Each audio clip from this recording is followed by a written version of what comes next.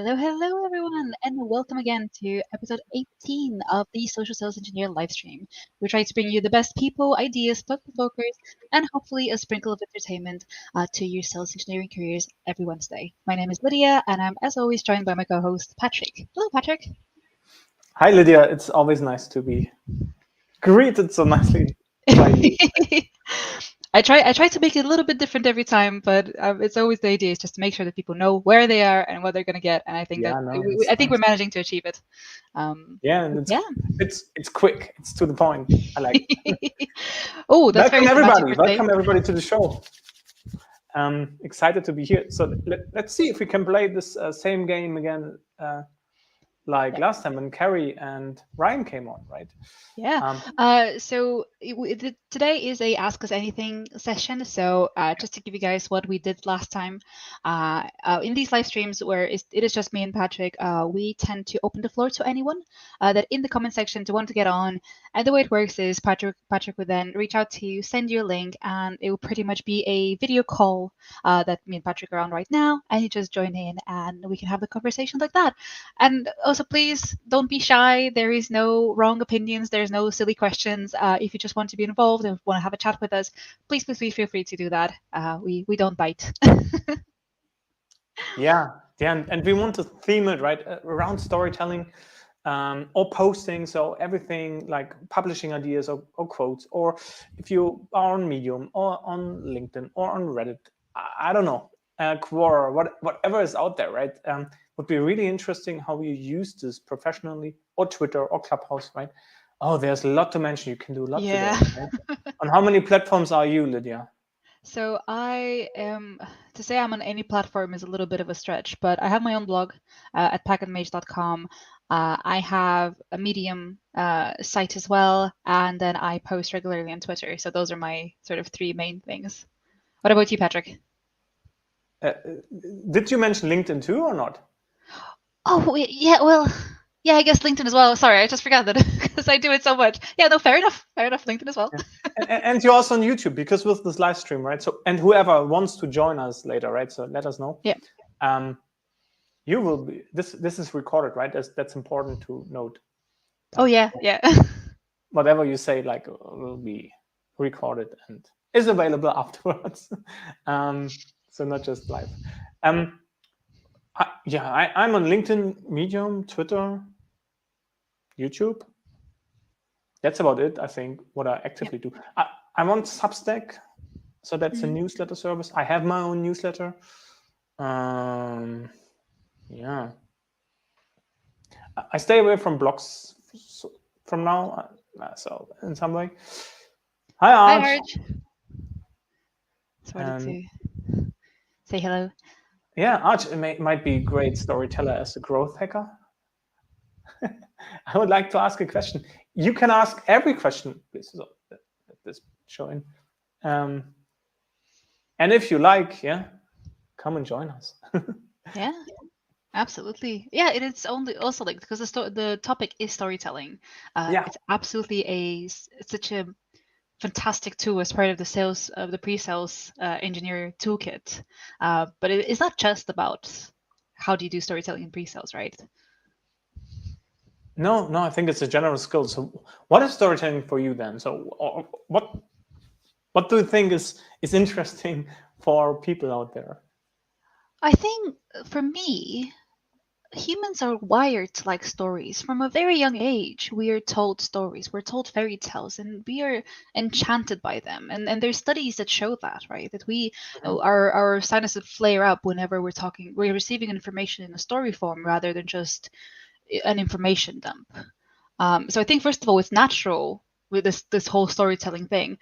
It's more bizarre that we don't put so much attention into it in our day to day. We don't perceive it as such an important skill, which I think it's a fundamental skill to learn and utilize as much as possible. So for me, storytelling is a fundamental skill that is completely underutilized in our day to day. Absolutely. And there are several like writers and quotes out there, and just hitting the point that why don't we use it so often? I think. And Aarj wants to hop on. why don't Right. we utilize it? Because it's very different. So if you see a film, right, you can immediately say, oh, this is a good story, and you can distinguish this from a bad one. But what we lack is an understanding how this was created. So I know I gave you one of my books to judge it, right? And I know you Yes. know what to read, and you know what the background structure is. But I think this is lacking as an education. Do you From think is a different skill between writing a book, like in your case, and telling a story? Because I think they're definitely overlapping skills, and I think the writing the book definitely is the storytelling skill, but I don't think they're one and the same in that aspect. I think storytelling is a lot broader and a lot less technical than writing a book. I don't know. I mean, I think you have the same. Arch, I'm just sending you the link. Sorry if I'm a bit away. Yeah, sorry. I should have given you a second to send Aarj a link. But yeah, so we'll give him a second to join us. We'll Yeah, just continue chatting along as he does that. yeah. I'm a strong proponent saying yes, it's the same skill. If you're telling a story on LinkedIn in your post and writing a book, that it's just a matter of the place and space you have, right? But there are the same techniques in there, definitely. They apply, like show them tell a good beginning, right? A conflict, those things that draw you in, right? Yeah, I might be coming from a place where I haven't published a book like yourself.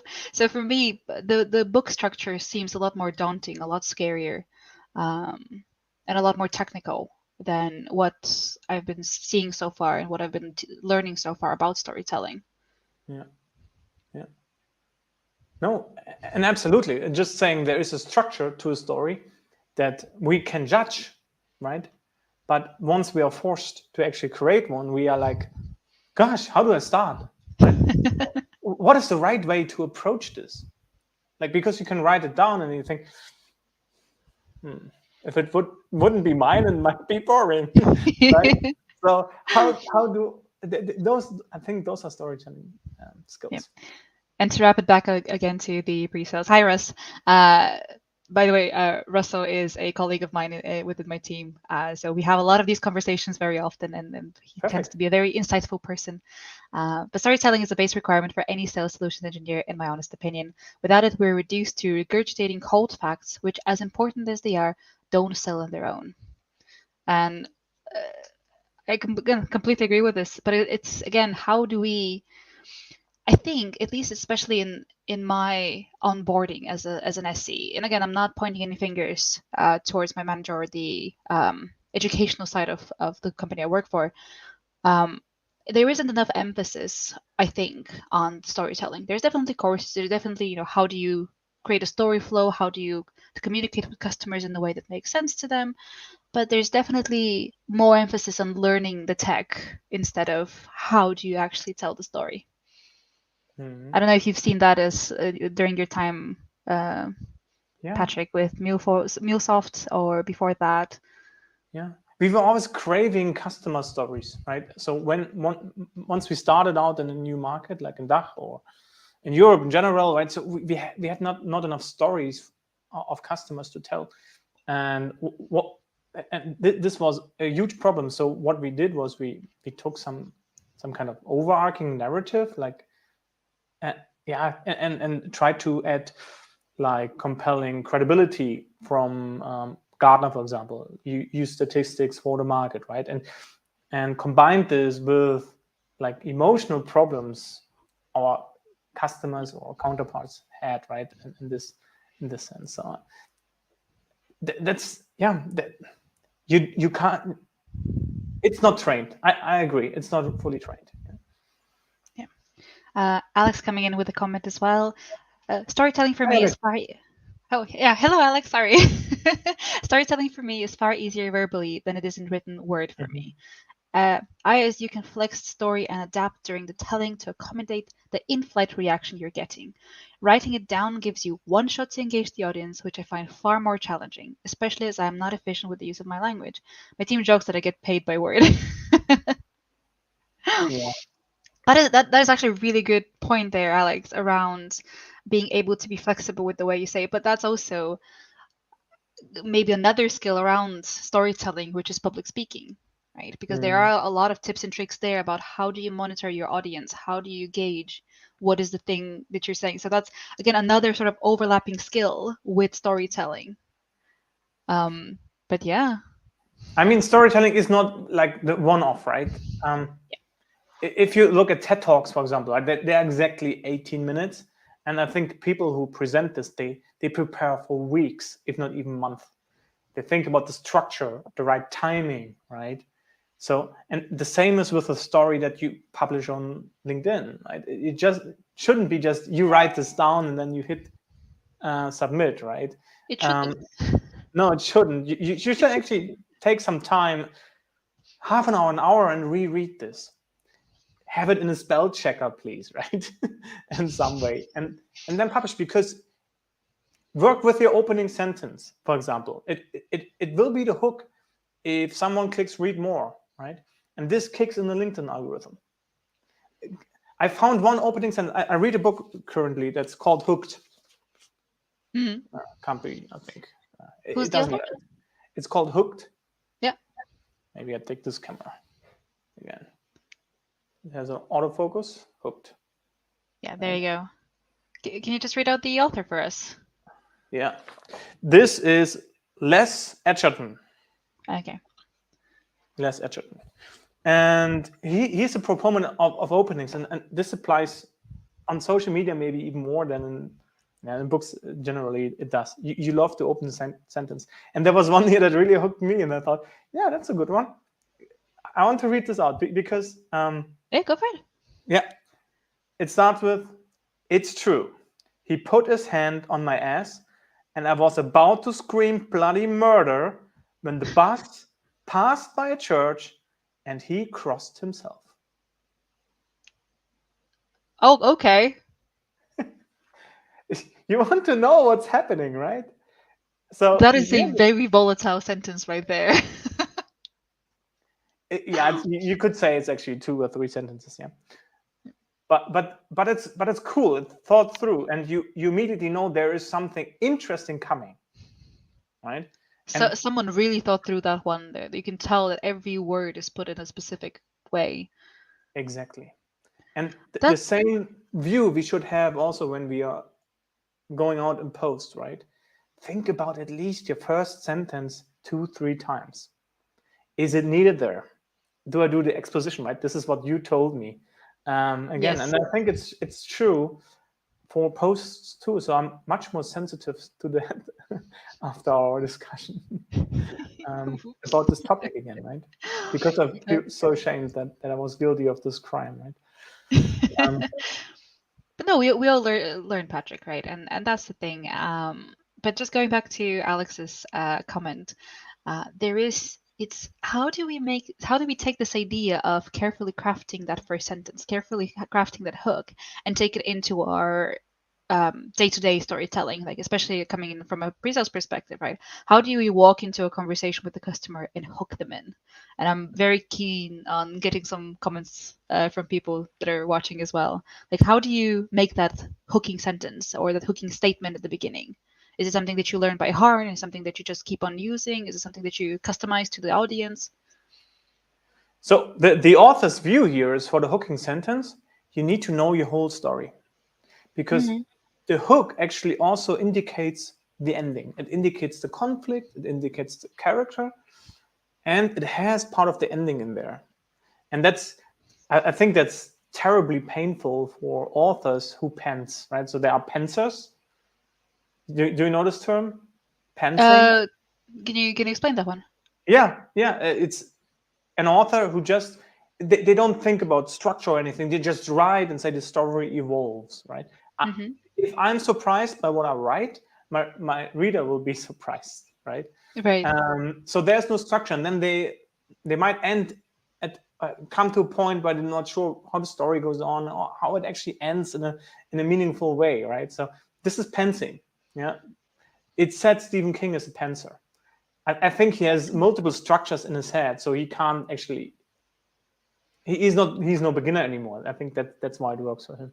Yeah. Um, but if you start out, and this is the point here, to write your opening sentence, you need to know the ending. You need to know what's going to happen, because you do this light foreshadow, right? And then Mm. it's interesting. You know, there's something coming, and there's this conflict, and there's this interesting character or this interesting situation, and there has to do, and it's important for the story, right? It reflects the story. It's not just meaningless and then goes a weird way in some other direction. And it's the same for a post. I think you should, yeah. That's Yeah. the storytelling piece. I, When it I, works, I'm hooked because I know it's thought through, and this, yeah.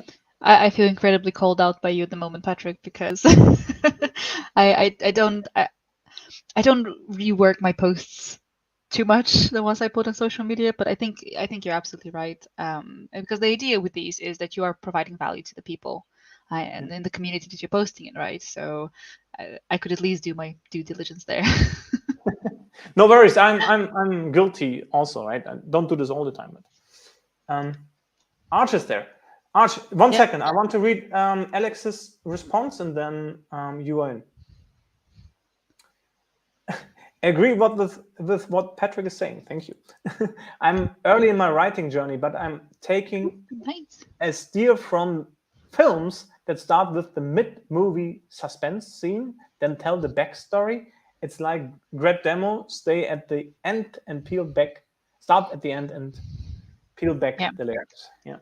Okay. Exactly. Yeah, that's actually a really key thing, and I might be a conversation for a little bit later on, Patrick. But some like how traditionally stories might start with that exposition piece that we were talking about, Mm-hmm. but everything in the pre-sales perspective, you need to start with the end in mind, and you need to the example I'm always given is when you open a newspaper, you will go to the section of the newspaper that's interesting to you. You're not going to read through each and every page until you get there. You're going to open up the one thing you're looking for. And it's the same with our customers and prospects, right? They want to hear what they were there for, and then it's up to you to peel back the layers, as Alex said, to showcase what it is that how it actually happens, like show them behind the scenes. Yeah. But yeah, The writing advice is start shortly or quickly after the change, right? mm-hmm. Something change. Don't start with the normal stuff, right? I need to set up everything and how it Yep. looks, blah, blah, and then the wind blows, and I don't know. But start when it changes, and then give me some background, right? Should we invite Aarj in? Yeah, he's here. Finally. Let's do that. Take him on. Let's clicky. Add stream. Hello. Hi, Aarj. Hi, Lydia. Hi, Patrick. How are you guys Hi, doing? Aarj. How are you doing? Great, great. Awesome, awesome. Having a wonderful day. The sun's out. Dublin's just shining as great as it gets here. So, nice. enjoying the weather. Fantastic. So you're in Dublin? Yes, I'm based in Dublin, Ireland. That's right. Okay, cool. Nice That's to awesome. have you on. Should we start with a quick introduction, Aarj? You okay with that? Give us just a couple of 100%. sentences about who you are. Yeah, sure thing. So right now I'm an engineer who works in the field of sales and marketing. And currently my role is, like Patrick mentioned, is I'm a growth hacker. And just as fancy as it sounds, what I basically do is find organic ways to help my company grow on social media and platforms, even while collecting leads. And that's what I do. So, like I'm the one who's saving money for the company, basically. Right. Growth hacking happens on a small budget, right? I read this book from Ryan Holiday, I think. Okay. About growth hacking. All right. I think growth hacking, it basically happens on it's even like a part in the technology development world, So even like software developers are sort of growth hackers in certain ways. And there's so many fields with growth hacking for that matter. That's very true. Okay, cool. All right. So I'm going to take this opportunity because you don't find Patrick and Lydia on a call very often together. So I'm just going to take this opportunity and throw in my question for you guys. So obviously, I have been reading new books. So yeah, just to give you like a perspective of where I come from, I'm trying to get into pre-sales and get into sales engineering is what Patrick is already aware of because I spoke about it earlier. And as someone who's getting into pre-sales, I'm trying to sort of understand the art of storytelling and the art of giving demos remote as well as in person to customers, and reading a lot of books, and just trying to do my own research. But what really sort of strikes me when I'm talking about storytelling to myself is, Patrick, it always depends on what kind of a setting you are in. Okay. So, like, Lydia, for example, there's different type of customers, there's different types of products that you'd be selling. And, now that, we live in a world where technology is sort of booming like crazy, and we live in a world where 90% of the tech companies are SaaS-based companies out there selling their own product. How do you sort of decide that the whole narrative of your story will sort of match with what the client is thinking, and how we are solving their business problems? Because sometimes what happens is, when I'm sort of trying to set a narrative for myself, I tend to get a little more philosophical because I'm a musician, so then get a lot into the emotional aspect of it, and then I sort of go haywire, and I realize, okay, no, that's not what the client wants to hear from me. So That is what is your say on this? That's a fantastic question, Aarj, and a very big one. Patrick, do you wanna start off? Yeah, I mean, I see two ways. So one is, obviously there are more, but two that are on my mind is, one is you have a strategic story that your company like wants to force. If you are a startup, right, and you have this innovative product, you will have competitors that have similar technology, right? So, and what you need on top is some differentiation. So what you will try to do is you try to create your own category, right? And this is with methodology you introduce into the market, or something that really differentiates you and sets you apart. And this is your story. So your story actually becomes something that you use proactively, not to hit the pain directly of a customer, but to reframe their thinking into a new problem, or a problem they haven't thought is solvable, right? So that's one way of storytelling.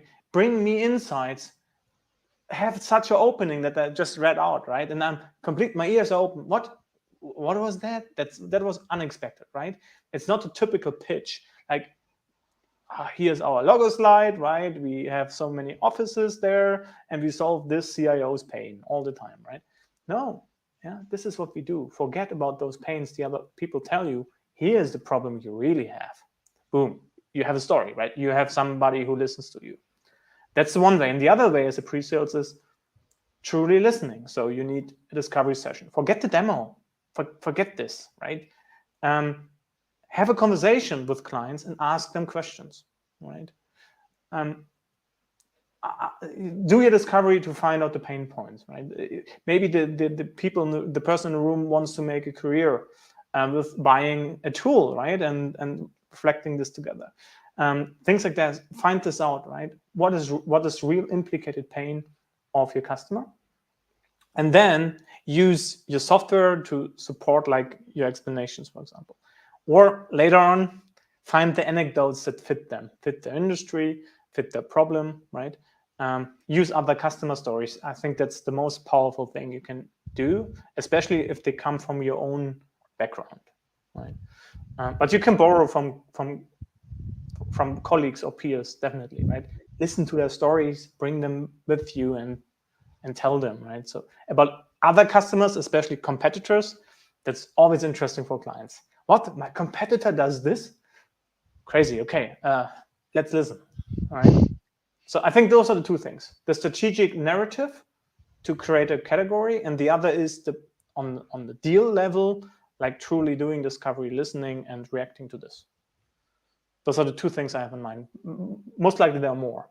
Anyone on the call, in the chat, let us know how you do. Yeah, 100%. That would be nice to get opinions from everyone out here. Definitely. No, absolutely. And Patrick, I'll echo a lot of what you said. But first of all, Aarj, very happy that you are interested in becoming, like, getting into the pre-sales, and like, hopefully live streams like this and just being around, and listening and reading from what people like Patrick is helping you on your journey. and it's really interesting that you say you're a musician, because there is now a big push from the pre-sales collective around, coming people from different and interesting backgrounds that are not classically what you expect from pre-sales engineer: Yeah. teachers, musicians, artists. So there's a huge push there. I don't know if you're aware of that, but Pilots. absolutely. I spoke to a pilot, I think yesterday. Pilots. The day before. Oh my He God. flew the A320 and is now a pre-sale. That is amazing. Wow. Yeah, I did see the narrative around the teachers going into pre-sales, because there's so many transferable skills that we saw out there. So yeah, There's a definitely lot of agree to that. there's so many transferable skills from any career, really. Art. It's just about recognizing them and using them to empower you. But to your question of how do you make these stories? How do you actually set the story flows? Unlike Patrick, I'm still very new to this. I'm coming into 2 years as part of a pre-sales team. First thing I would recommend to anyone is listen to other people's stories. So especially as a new person coming in, you shouldn't have this expectation of yourself to walk in and know what to say. So listen to your colleagues who are more senior than you. Listen to your mentors. Listen to people like Patrick and how they frame things and how they explain different solutions or their own business or how they tell stories, and then steal them. Right? Literally, just take them and pick the parts of it that you like and make them your own. And what I mean by making them your own is, over time you'll realize that when you're put on the spot to actually present and talk to people and talk to customers or prospects, your natural stories are going to come out. Yes, you will use as reference, because especially if you're coming from a non-technical background and you're selling a technical solution, you won't have these experiences of what it was like to have this problem and then this product to actually solve it, right? So stealing those stories is definitely the first step. And then, as Patrick was saying, see if you're in a bigger organization that has a corporate messaging, that it's important to make sure that you as a SE team have the same messaging going forward. Then it's up to you to put your own little spin on it, depending on your personality, depending on what is important to you as a person and your own values, right? Because that's also another important part, that you have to be authentic with your storytelling. At least for me. I'll let you know in a couple of years if it was successful. No, It's definitely definitely. a I trial and think error. those are, yeah, it's actually like a trial and error procedure, because I mean, like you said that, like taking snippets from different people. So, that's what I'm basically doing, like whenever I'm Yeah. listening to someone, I'm just trying to, sort of make notes on my phone. Like, like this was something really cool that this particular person used, and it sort of gels with my personality. Because, everything that the person says, something I can't take in, because it just wouldn't be myself. And then when Yes. I'm selling to someone, if I don't be myself, I think it's not going to make any sense to the person, neither myself. So I think Yeah. I'll definitely take that up. But to both of you here, just one last thing to add on to this, that now as pre-sales consultants or sales engineers, we are basically sort of balancing like the business acumen aspect and the technical aspect, right? Because like if you're just going to the business aspect and selling to the client, we're basically more or less doing what the BDRs are doing out there. How do you sort of put that technical aspect out there in the story, or it's not required for it to be there?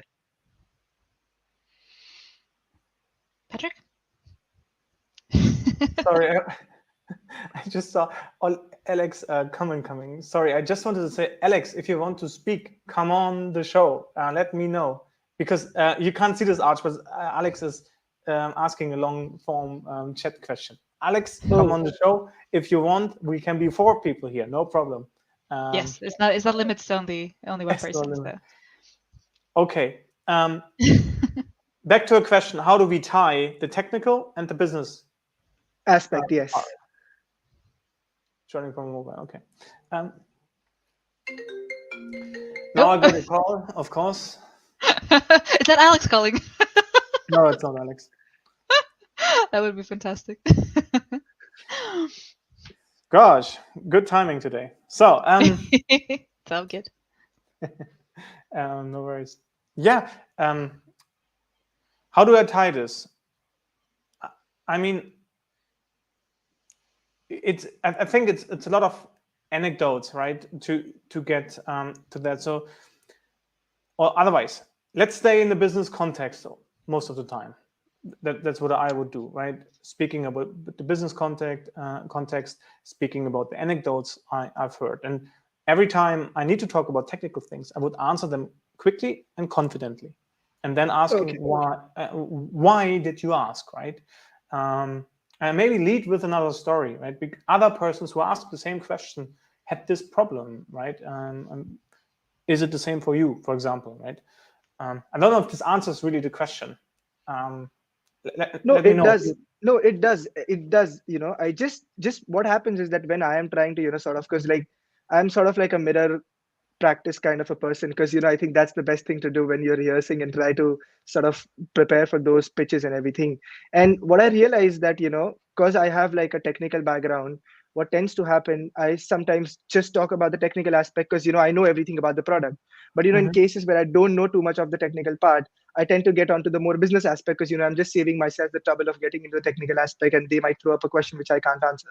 So just want to sort of practice. I think what you said is absolutely correct, and I think that's the only answer you can give me right now, is that we have to set those anecdotes and make sure that I'm on the business end and then connecting it to another story, and if they ask a technical question, just answer it and come back to what we were talking about. Yeah.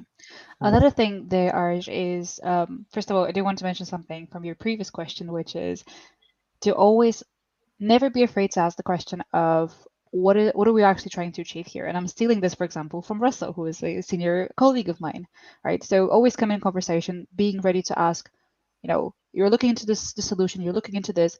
What are you actually trying to achieve here? What is the problem you're trying to solve, right? And then coming on to the second part is the technology itself, or whatever solution you're selling, the features and the actual techie bits of it, as much as it pains me to say as a technical person myself, is not the thing that actually sells. Is not the thing that's going to get people to sign the PO at the end of the day. It is going to be the value that you bring in. So every single feature, every single techie thing that you want to say to people has to be tied to a value that is bringing to them in particular. So you can still talk technical, but it always has to be in that context. The doohickey is not going to do the selling for you. The techie doohickey. Yeah, and I think this basically reminds me of that one thing for the first time from a book that I'm quoting is, Patrick, there's a part in Made to Stick that you recommended in the morning, and I happen to have read that book where they say that you're not actually selling the nail, you're selling the utility that it offers, that you're selling the shelf and the and the place where they can actually keep the book. You're not selling the nail. They don't care about the nail. So yeah, I think what you're saying is absolutely correct, Lydia. Totally agree to that. Wow, that has been amazing. There's one more part to storytelling in general, if it's books or posts, it actually doesn't matter. And this is being specific, right? If you tell me something high level about somebody very vague, yeah, this won't hit my feelings, but or my emotions. But if you are concrete, like a person, I don't know, garbage man or whatever, right? Driving a garbage truck, I've immediately like it also acts as a metaphor, right, for what I want to say, right? So be specific in your storytelling, and that means thinking again, right? So there are great people coming up with great analogies, right? But they might not even fit the story because it tells, it gives me a different picture of what they want to say, right? So if you're really into that, you would pay attention to those details, very specific. If you talk about customers, clients, problems, you talk about specific problems. Take one, right? So I get the notion of what you want to say, yeah, and don't stay abstract, right? I think that's a big part. Definitely gonna work on incorporating that. Definitely. All right, that has been amazing. So Oh, Patrick is muted. yeah. I would take that as a. You're more than welcome to stay, Aarj. But you also don't need to. You don't need to stay if you don't feel like. Yes, definitely. No, I'm definitely gonna leave and watch it on LinkedIn again. Yeah. So thank you for having me, Patrick. Thank you for having No, me, Lydia. Thank you so much for doing this, and no, I'll thank you for definitely stay in joining. touch. No, Okay. absolutely. Thank you, Aarj. Yep. I will just message Alex now, our link. Yes, Alex, 100%. thank you, Bye. Aarj. Bye-bye. You can simply, yeah, leave. There we go. Exactly. Cool. So Alex has the link. Perfect. So he will join too. That's great. While we wait for him, I want to share something that I think is a really valuable tool. I just discovered this recently. It's called PipDex. I need to go there in my browser. And they have something called the workshop tactics and the storyteller tactics. I really like this. I hope you can see this. And if I go in there, it costs a bit of money, but I really like it. So let me show you why. Because they're real cards, right? So it's a real deck. You will get cards. But here are a lot of tactics in there. Let me find something that I want to show you how this works. Man in the hole. That's what I look for. Yes, and click here. So what is PipDex?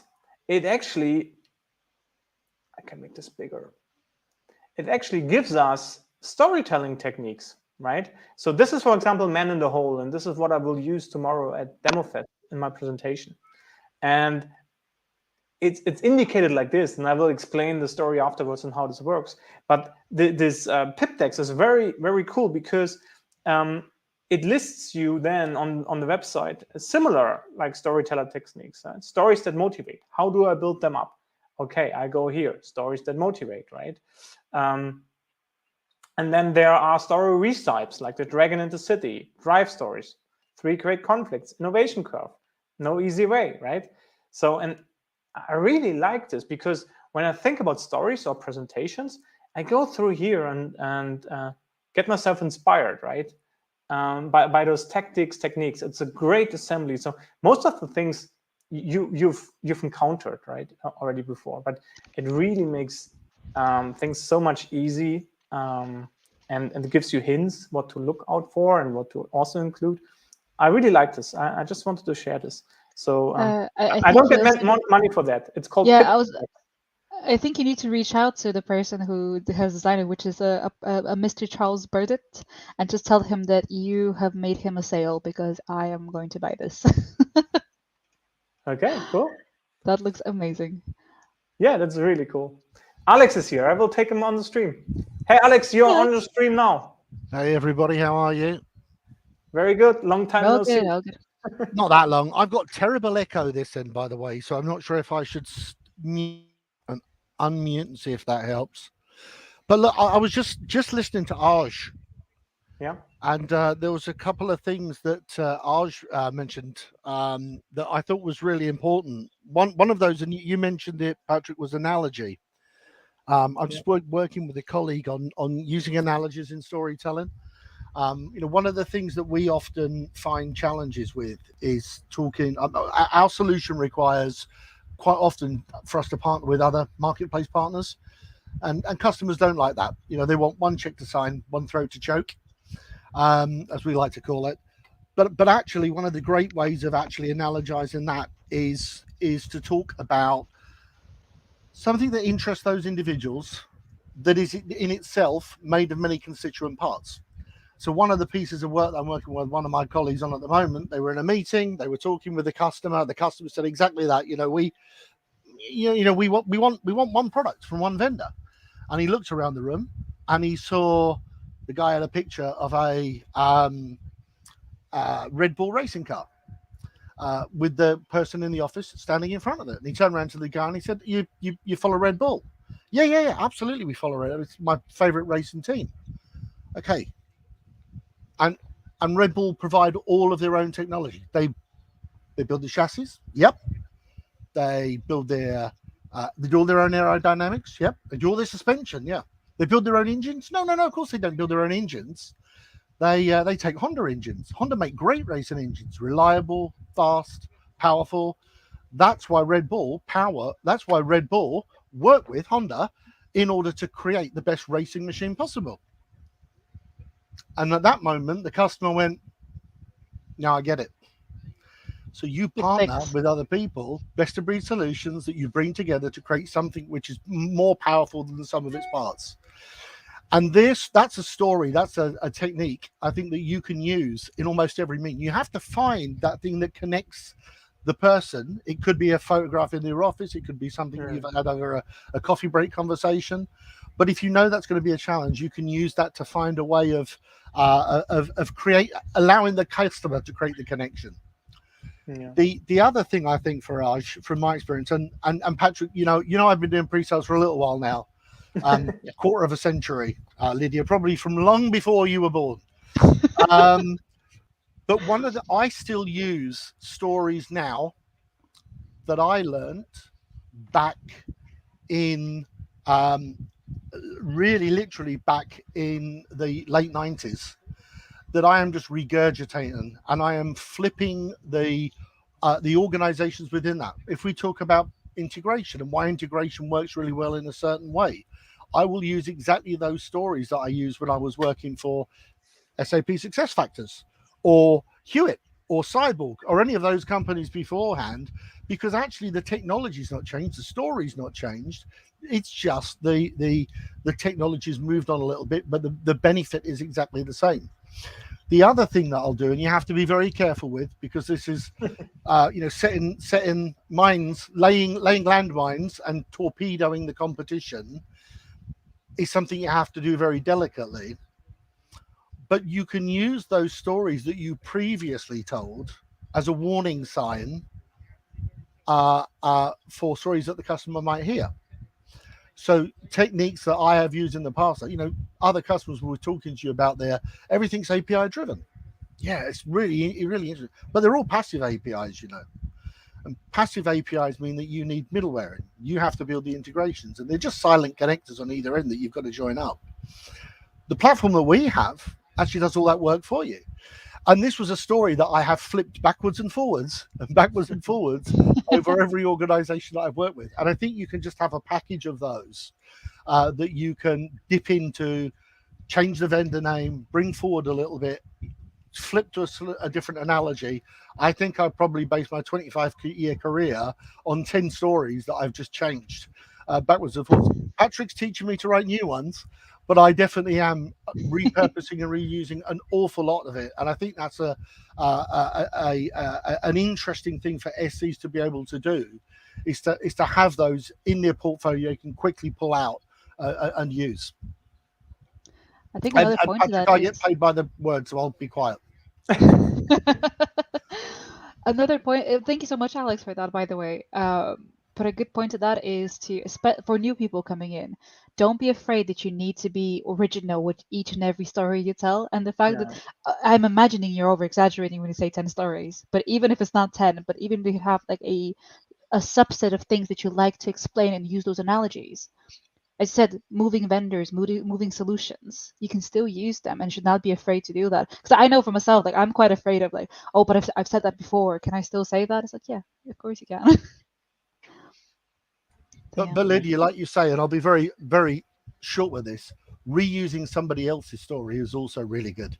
We reuse customer stories a lot within our storytelling. This is how customer XYZ got some value, some benefit, some real life examples. And we use those through the whole lifetime of the customer being with us. And then, those stories go on to other SCs. They find other stories from their customers and share them. And so we end up with a pool of stories that we can reuse to convince our customers. Yeah. There's one example coming in my mind that I used as an analogy, but more broadly, it was mainly around the fact if you just want to replace in-house software, right? I sold middleware, so it was all about replacing technology, right? So what I ask the customers is always the same. So if you're in one gym, right, you go to train there to lose some weight, right? I obviously struggle with that. And then what do you do, right? You could say, like, there's a gym maybe closer to you, and you switch, right? And because you hope things get better, right? But it won't help, right? You go there maybe for a week or two, you're motivated, but it won't happen anything further than that, because you don't change your methodology, how you work. So you must change something, right? And this is what we want to tell the customers in that sense. if you don't change how you work, you can buy as many software as you like, right? And then you come forward with, okay, and we approach your problem this way, and we help you shape your organization that way that you really can in long term solve this. Right? So this will be like analogies that were more generic that you can think about also as a pre-sales, right? Think about those analogies if you're on the situations like just legacy replacement. Have something there to be provocative, right? Because you know those things will come up, right?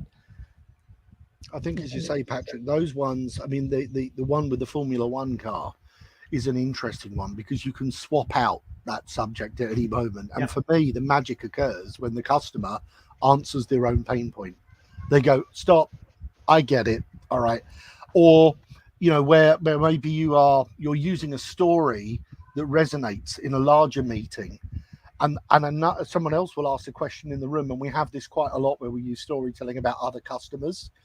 And they'll go, oh, so they did it like this, did they? And then someone else in the room will ask you a question. And that person that's absorbed and understood your story and now gets it, answers the question for you. And the customer is now doing the selling themselves within that meeting because you've used a relevant example that's relevant to their business. One of the things that we focus really strongly on is understanding our industry. Because for us, industry is very key in the solutions that we sell, and therefore understanding our customers within that and coming up with strong stories about those customers that will resonate with others. You know, if you're working for a not-for-profit organization, your challenge in the current economic climate is how do you generate donations from people? And you can share a story with a customer that helps them understand how one of their competitors did it. Then you are building that trusted advisor status really quickly. You're actually getting under the skin of their particular problem without showing features and functions as well. And they will, you know, by default, by de facto, you know, you are able to you know, strengthen that relationship and hopefully leverage more stories to get them selling to themselves, which to me is the trick in all of this, is to get the customer selling to themselves rather than you having to do the hard work. Yeah. And again, because you said donations, right? Donations are a huge testing field for narratives and storytelling, and being specific plays out there very well. It's proven, right? If you ask in a donation like for money for hunger or in Africa, right, and you talk about millions of people who don't have food, nobody really cares or is emotionally attached, right? But if you be specific about this 9-year-old Ronya, right, who has no parents anymore and hungers for last 2 days, for example, just an example, right? The specificness gets you to actually donate, and that's also you have to know this in some way, right? Leave your abstract part stuff. Leave this out. If you write something abstract, reread your text, and you will see. And you don't see it the first time, right? Then leader, that's the real point. If you have 1 hour in between, you will notice, oh, I'm vague here. I'm use mostly, right? So words like that, or I use not strong enough verbs. I use is, has, and so on instead of really, really powerful stuff, right? And the lacking specificness, just changing this tiny bit of writing will give the whole thing that you write a different spin or more power.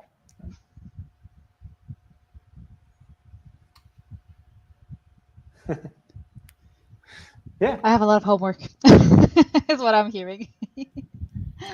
So there was one story we tell particularly that we stopped now because they're no longer a customer. They got acquired by somebody else. But it didn't even need to resonate. It tackled a specific issue, which was how do you use an HR platform, software platform, to help connect people within the business? Okay, because what's an HR platform about? Recording absence, carrying out performance reviews. Not really a platform for connecting people.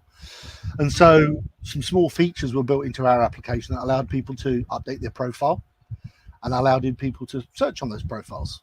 And so we would use an example from one of our customers, which was they added on to that profile things like, what's your favorite video game? Actually, we had that's a real one that one of our software a company that develops video games called Frontier actually have within their profile.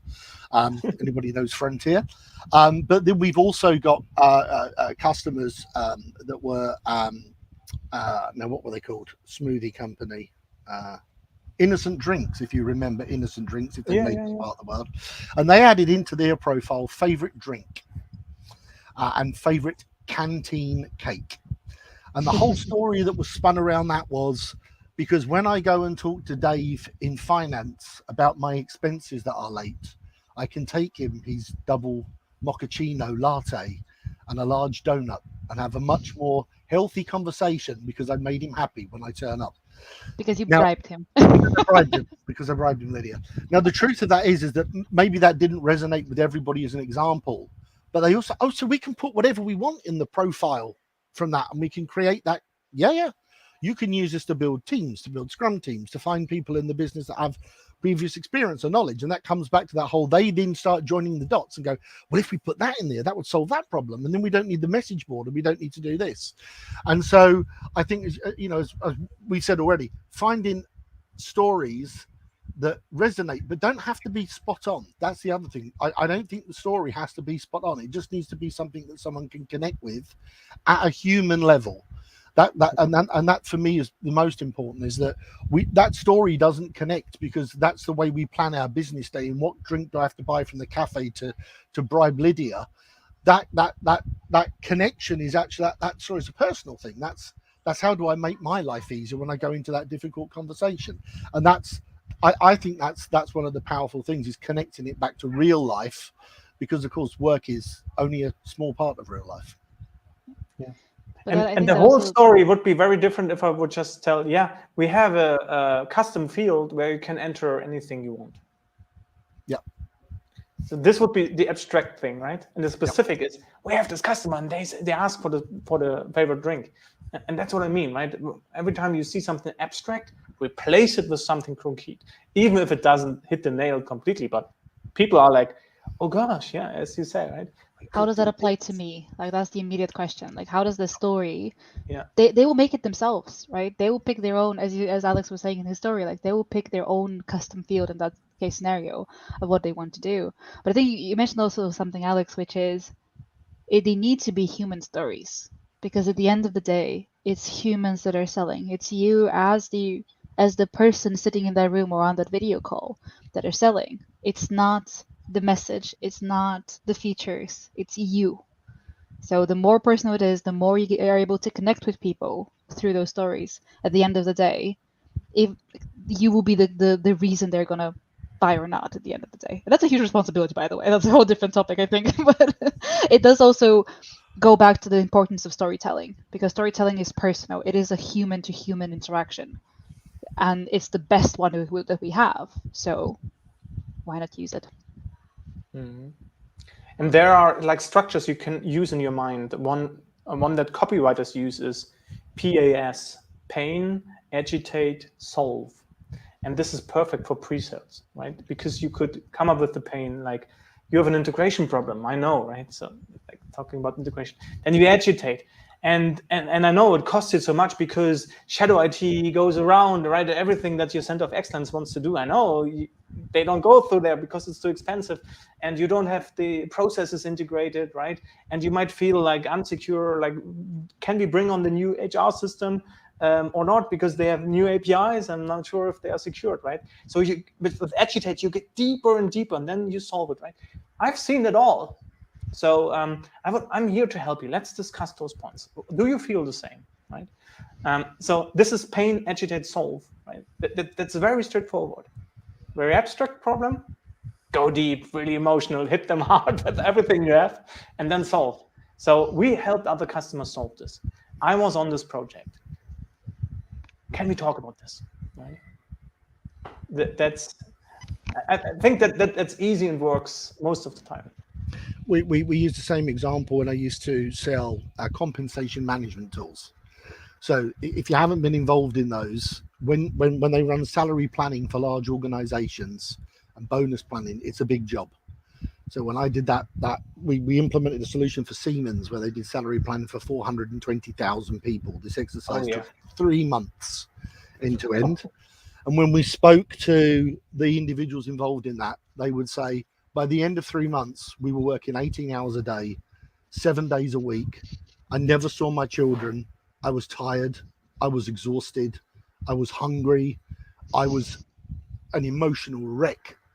And when we were able to say, so all of that work that you do in exporting data, knife and forking data, turning it into spreadsheets, sending it out to managers, bringing data back, aggregating that data back in, validating it, making sure that the cheeky monkeys haven't gone in and played with the formulas in the spreadsheet before you upload that all back into the system. What if we could automate all of that for you? How much pain would that take away? 2 months worth of work? Mm-hmm. Okay, I'll save you 2 months worth of work, because we did that at Siemens, and literally people would be going with relief, because like you say, it comes back to that human part. Well, that would, I missed my children's last parents' evening. I missed the school play. I didn't get to sports day. These are all things which, you have to be careful. We've had this conversation before, Patrick, about when do you then feel that you're using manipulative language. You have to be. I have to be careful with that, because that becomes a challenge for me. But if it's not manipulative, if it's genuine, and they're saying to you, I always miss the school, the Christmas play, because well, you can probably get to see the school play again now. And they can be very, very powerful little messages that, again, will allow you to get into the trusted circle of the customer. I'm not necessarily saying it's about becoming a trusted advisor, but you get in the trusted circle. You can solve that problem for me.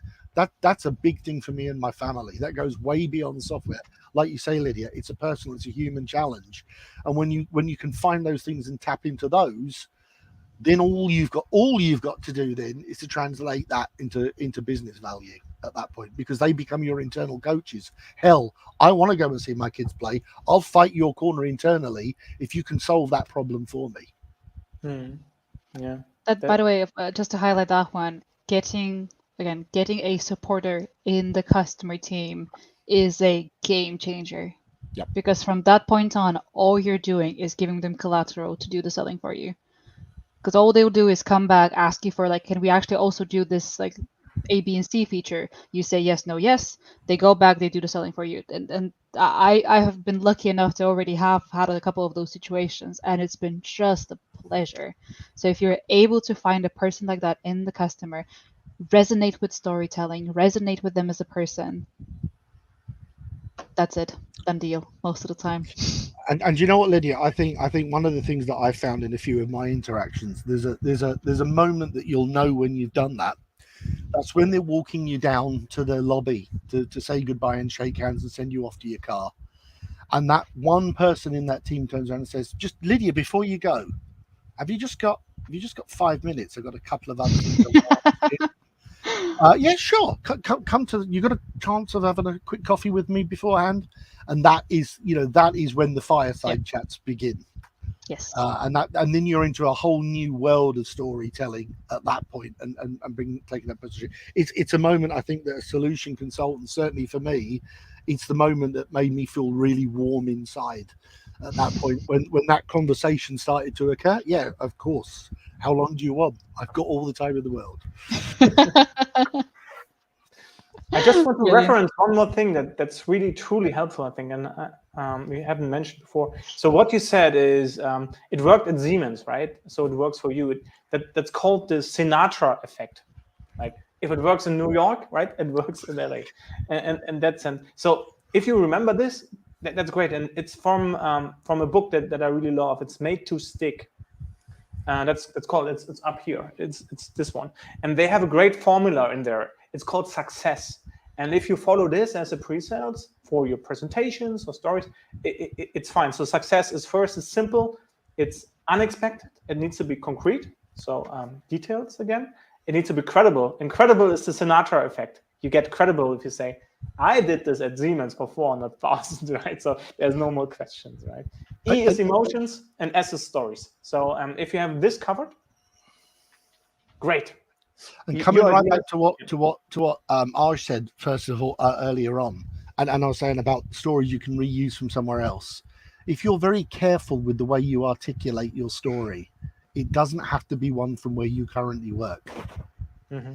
So there are many times that I've talked about customers that are having challenges with building capability frameworks in their HR systems. Oh yeah. We had exactly the same problem with that at British Aerospace, and this is how we solved it. Well, actually, that's how I solved it with them. I actually worked with that company 3 companies ago. I've been through 3 other businesses since, but it's still a viable story. It doesn't have to necessarily be about where you are now. If the story is, as you say, maybe Lydia, of a personal one and of a nature where you can create that connection, you just have to be very careful about using those stories in case it was, oh, can I talk to them? Are they a reference site? Are they still a customer? So you have to be very careful with the ones that you choose, but they can help you build credibility as well. That's awesome. Yeah. Thank you so much, Alex. Thank you for having me on the show. Really enjoyed it. Yeah, thanks for being spontaneous, right? So this was not planned at all. But now... I didn't even know it was on, Patrick. It just popped up and I thought, yeah, let's join from the phone. Why not? No, brilliant. Well, again, thank you so much, Alex. Thank you. Thank you. Okay, yeah, and I think we hit the hour already, right? Yes, we did. And I mean, do we want to stop here, or is there anything I don't. I don't, but I think we should. I think we had a couple of other points, but it's, as always with these ask us anything sessions, it's so much better to have people on and have those discussions. And both Aarj and Alex were fantastic, and as they saw, it wasn't that scary. So please, if anyone else was watching and they were still too timid about joining, there could be multiple people on at the same time. You know, having this sort of like round table discussion. It's really fun for both me and Patrick, and absolutely want to do more of it. But yeah, no, what do you think, Patrick? Yeah, it's amazing what stories and ideas and values in this spontaneous guests, right? Thank you both for sharing your wisdom. It was really, really good. And just asking a question, right? Have a conversation is great, right? So yeah. I do want to promote you though. Just one last thing before we go. DemoFest 2022. Our dear Patrick will be hosting a session tomorrow. Tomorrow? Do you know all the timings? Yeah, 9 a.m. Mountain Time. What this is 5 p.m. CAT, and I think 4 UK, right? Please do that more often, Patrick and Lydia. I should say, we will do.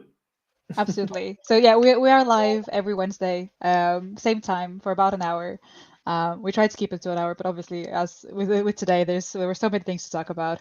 I do also want to leave people with the recommendations that we were talking about. So, Made to Stick was the one, like the last one Patrick mentioned.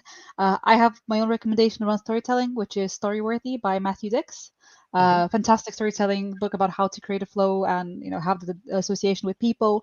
And an example me and Patrick were discussing before the start of the show, Ryan Holiday doesn't have a particular book about storytelling, I think, but he is a fantastic storyteller. So a lot of his books are a good example of what storytelling should be, at least in my honest, humble opinion. He's good. He's really good. And I think he works with the guy who wrote The 48 Laws of Power. I think so. I lost his name, but I think he was his mentor in some way. Okay. Thank you very much for watching. Follow the little phoenix on YouTube up there. I have my fingers not straight today. So thank you, everybody, in the comments on LinkedIn, on YouTube. Watch the recording. If you watch the recording, thank you for watching. Send us a comment. We will see this. So with this, you find Lydia on LinkedIn. You can find me on LinkedIn. And with that, we see us next week. Thanks a lot, Lydia. It was a huge pleasure. Thanks a lot to our guests. And we are out. Bye-bye.